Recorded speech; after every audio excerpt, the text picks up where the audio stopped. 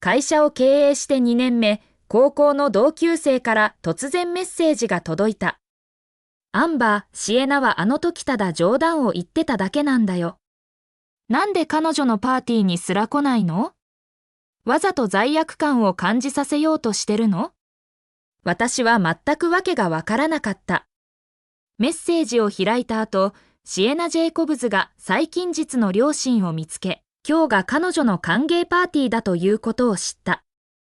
私は直接返信した。顔文字、しかめっ面、忙しいから。いじめっ子のパーティーになど出たくない。私の返信で彼らは止まらず、むしろわけのわからない憶測を呼び起こした。有給切れじゃないよね。みんな同級生なんだから。来てくれたら3000円あげる。2日分の賃金はカバーできるよ。シエナもグループに返信した。顔文字、しかめっ面、アンバー、あの時はただの冗談だったし、私も中退したんだから。今でも許せないの？私はその言葉を長い間見つめ、ついに打ち込んだ。顔文字、しかめっ面、ひどい人間だけがいじめを冗談と呼ぶ。すぐに何人かの同級生が彼女を擁護しに来た。シエナがひどい人間？彼女はお金持ちの令嬢で、君とは同じ階級ですらないよ。貧乏人は何でも大げさに騒ぎたがるんだから。シエナはハイポクリティ系に返信した。顔文字、しかめっ面、とにかく、今日は私の人生の新たな始まりだし、あなたにもそれを承認してほしいの。みんな同級生なんだから、私を中退させたことだってあなたを恨んだりしない。もし金に困ってるなら、父に頼んで仕事を世話させることもできるよ。そして、彼女は父親とのチャットのスクリーンショットを投稿した。彼女の父親のプロフィール画像を見て、私は凍りついた。これ、私の父ギデオン・ジェイコブズのプロフィール画像じゃないか？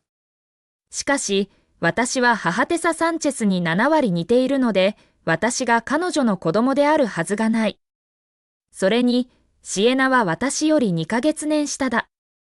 私は笑顔で返信した。顔文字、しかめっ面、わかった、絶対に行くよ。彼女はすぐにパーティーの住所を送ってきた。パーティーはセレスティアルハイツで開かれる、私にとってとても慣れ親しんだ場所だ。それは私が18歳になった時にテサがくれた成人式の贈り物の一つだった。先月、ギデオンがそれを借りた。以前は疑うだけだったが、今では完全にシエナがギデオンの隠し子だと確信した。ほんの数時間前、彼は私にメッセージを送ってきた。いい娘だ、朗報だ。お母さんが明日私と再婚するって言ってるんだ。私たちはまた幸せな家族になれるんだ。彼らは私が小学生の時にいくつかの問題で離婚した。ここ数年、彼はテサへの追求を決してやめず、よく私に贈り物を買ったり、気遣いのメッセージを送ったりしていた。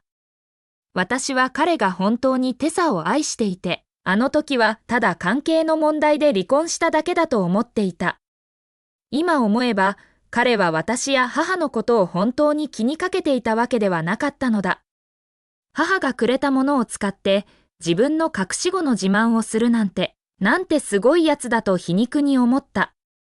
私は仕事の引き継ぎを終え、車でセレスティアルハイツへ向かった。かつてのオフホワイトの外壁は、今は私が最も嫌いなピンク色に塗られている。門をくぐると、シエナが中央に立ち、私がマナーに残しておいたお気に入りのオートクチュールのガウンを着て、取り巻きに囲まれて、崇拝者たちの中の星のようだった。彼女のそばには、よく手入れの行き届いた中年の女性と、高校時代の同級生のグループがいた。シエナは並外れたオーラを持っていると思ってたけど、まさかお金持ちの令嬢だとはね。そうだよ、お父さんがこのマナーをあなたの成人式のために買ったって聞いたよ。本当に甘やかしてるね。あの時は連れ戻さなかったけど、ずっとあなたのことを考えてたんだよ。シエナ、もうお金持ちなんだから、これからはよろしくね。高校時代の学園のアイドル、カデン・ロペスでさえ、いつも彼女に無関心だったのに、今では優しい口調で話しかけている。シエナ、ずっと乗り越えたね。あなたがここ数年耐えてきた悔しさはみんな見てるよ。アンバーが来たら、絶対に正義を貫いてあげる。あの時、かわいそうなふりをして騙されたのは残念だ。あんなに純粋なふりをしてたのに、誰が彼女がそんなに残酷だと思っただろう。君を中退に追い込むなんて。シエナは少しうつむき、申し分のないタイミングで悔しそうな表情を浮かべ、私のために弁護するように言ったが、その目には冷酷さと策略が満ちていた。彼女はためらいながら言った。あの時の校長先生でさえいいや、もうこれ以上はやめておく。結局、私たちは同級生だったんだから。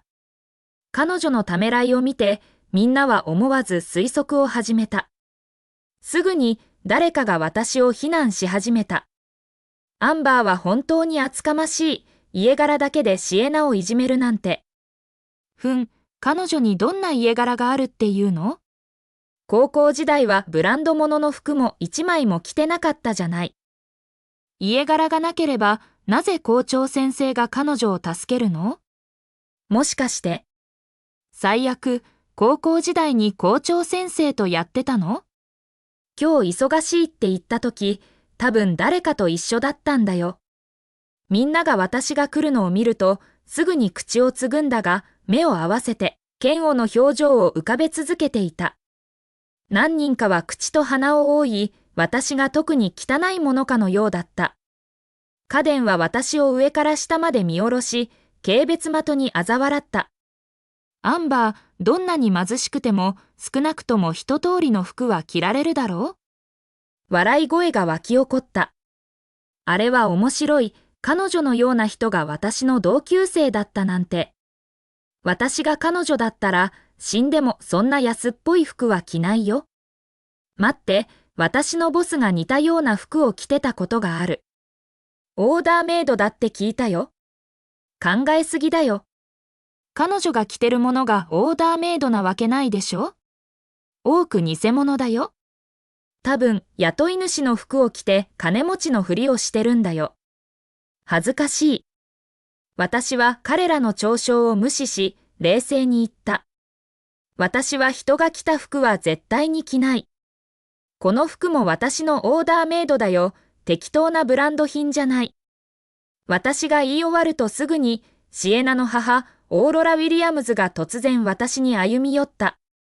彼女は私の首からネックレスを力任せに引き剥がした。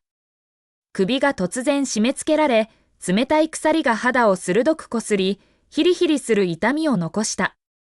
すぐ続けて、平手打ちが私の顔に叩きつけられた。オーロラは冷笑した。もちろんオーダーメイドだよ。だってあなたは私の夫の金を使っているんだから。あなたの母が私の夫の金を使うのはともかく、あなたのような隠し子が私の娘をいじめるなんて。あばずれ。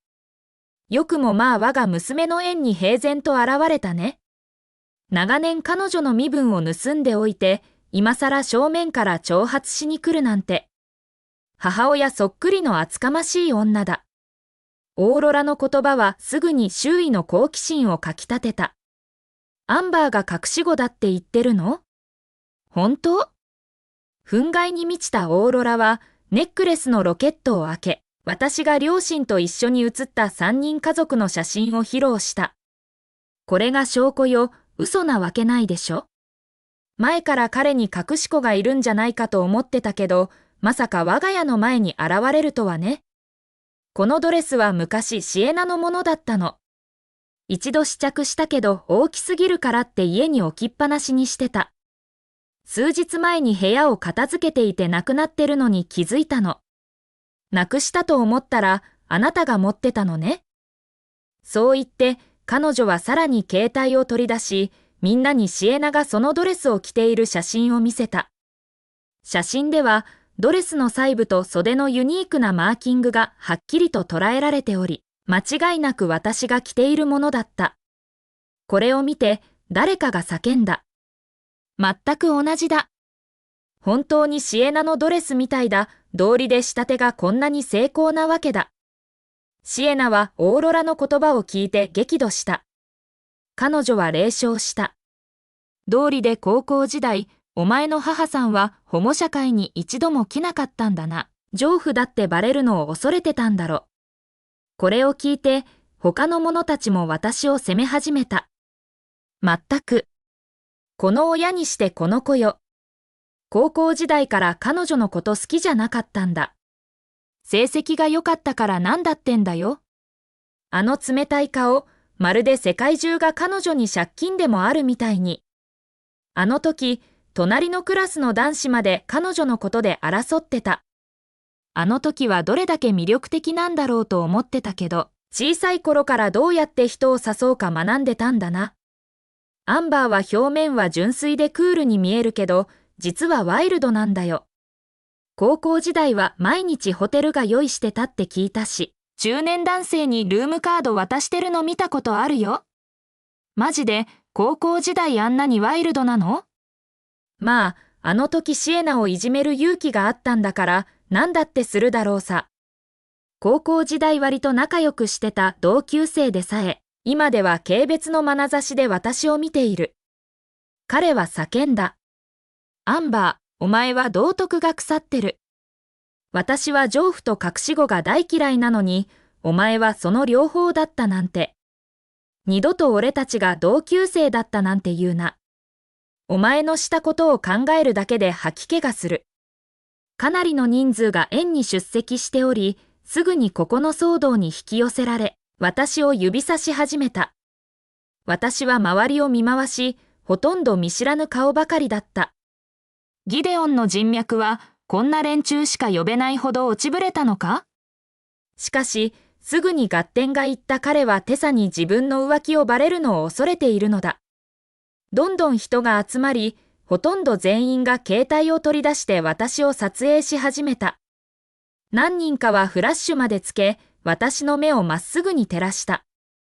私は少し手を上げて眩しい光を遮り、それからオーロラに歩み寄った。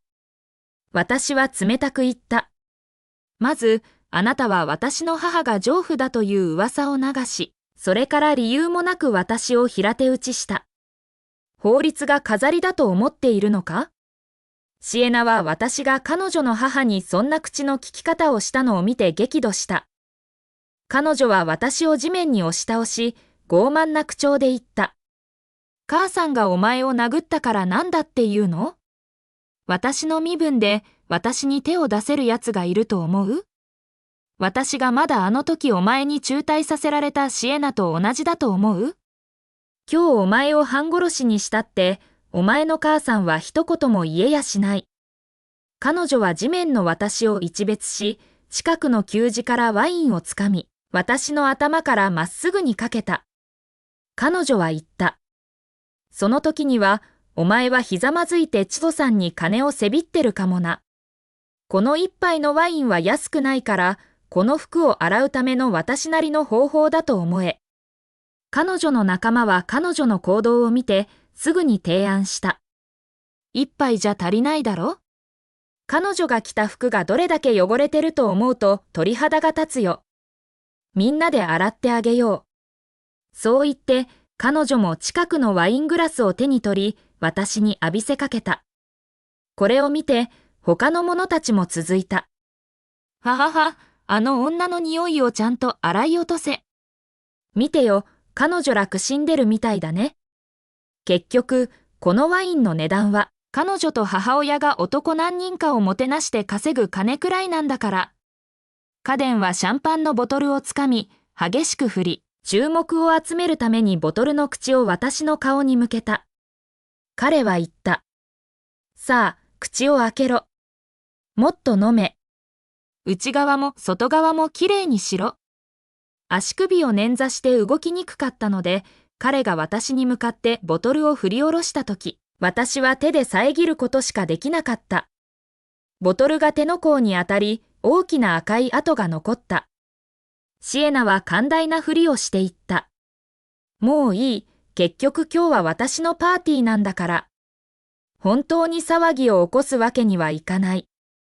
アンバー、元同級生として、お前の過去の行いと身分は一時的には許せるが、覚えておけ、今日以降、私の顔を見たら必ず頭を下げろ。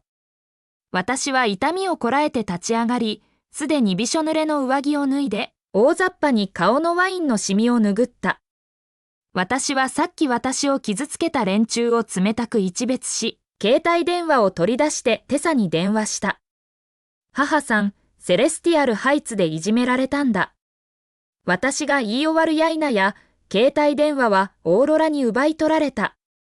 彼女は電話に向かって厳しく叫んだ。どんな丈夫がそんな厚かましい娘を育てたのか、ぜひ見てみたいものだわ。そう言うと、彼女は私の携帯電話を地面に叩きつけた。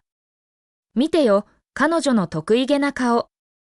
彼女の母さんには佐藤パパが何人もいるのかな？じゃあ彼女の母さんを呼んでこい。ここには金持ちの女性がたくさんいるから、彼女が見習うのにぴったりだ。彼女、本当に自分の母さんが何かのヒーローだと思ってるの？シエナは本物のお金持ちの令嬢なんだから、丈夫なんか恐れるわけないでしょ。わあ、あなたってすごいんだ。私はとっても怖いわ。彼らの言葉は無謀で、一つ一つが根拠のない非難だった。私は冷たくこれらの元同級生と周囲の客を見つめ、冷たい声で言った。最後まで笑っていられることを願うよ。これを聞いて、シエナは私の髪をつかもうと駆け寄ってきた。私は避けて、力を込めて彼女を押しのけた。私は最初から世論を操作していたオーロラを鋭く見た。あなたは私が隠し子で、母が丈夫だと言い続けているが、最初から最後までの唯一の証拠は、あの子供の頃の写真だけだ。実は今とても興味があるんだ。あなたには婚姻届があるの？それとも正式な結婚式を挙げたの？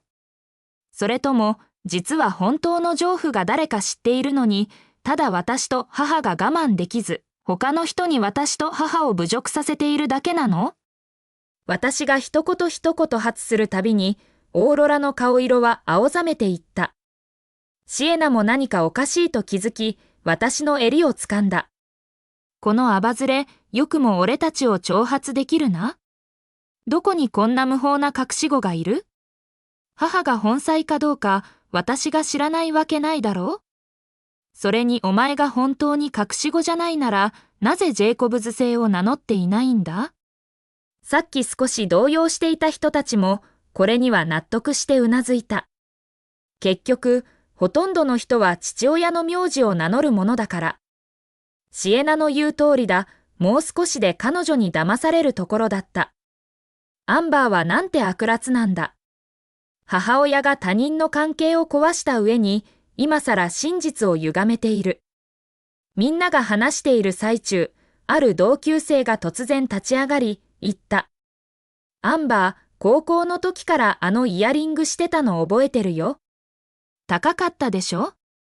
これを聞いて、シエナの視線も私の左耳にある繊細なイヤリングに向かった。彼女は言った。このイヤリング、明らかに安くないよ。あなたの母さんには絶対に買えないから、私の父さんの金を使ったに違いない。私の表情が一瞬で変わり、本能的にイヤリングを守ろうとした。私の本能的な反応を見て、シエナの目に悪意が走った。彼女は私の目をじっと見つめ言った。慌ててるだろ？図星か？トゾさんが買ったんだから返してもらう権利がある。私は彼女の差し出した手を払いのけた。これは母が私を守るためにオーダーメイドで作ってくれたんだ。このイヤリングは強制的に外されると自動で警報が鳴る。やめた方がいいことを勧めるよ。このイヤリングは私が一度誘拐された後、テサがオーダーメイドで作らせたものだ。外されると自動で警報が鳴り、私の位置情報が送信される。携帯で安全モードに切り替えない限りは。しかし、私の携帯はもう彼らに壊されている。シエナは冷笑していった。そんなこと信じると思う？それに、お前のようなろくでなしが何の保護を必要としてるんだ？それに、お前が言うほど素晴らしいものだとしても、このものは俺たちのものになるはずだ。結局、お前の母さんの金は全部俺の父さんから出てるんだから。